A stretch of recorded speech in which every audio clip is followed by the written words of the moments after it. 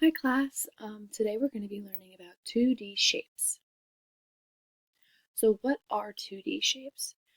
So some shapes that you might see or that you might already know about are these. See if you can remember any of these shapes and what they're called. We'll go through each one. So the first one is a circle. The second one is a square. The third one is a triangle. The fourth one is a rhombus.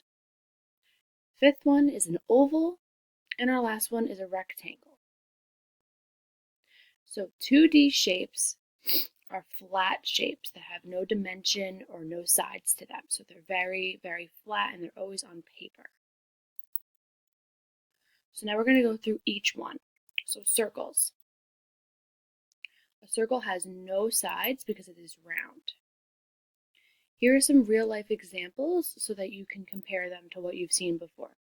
So a baseball is a circle, a pizza, and a clock. Can you find any circles in your house? Take a moment and pause this video and look around to see if you can find any. Next are squares. A square has 4 sides, and here are some real life examples for you to look. Blocks, presents, or a sandwich. Take a minute and look around and see if you can find any squares.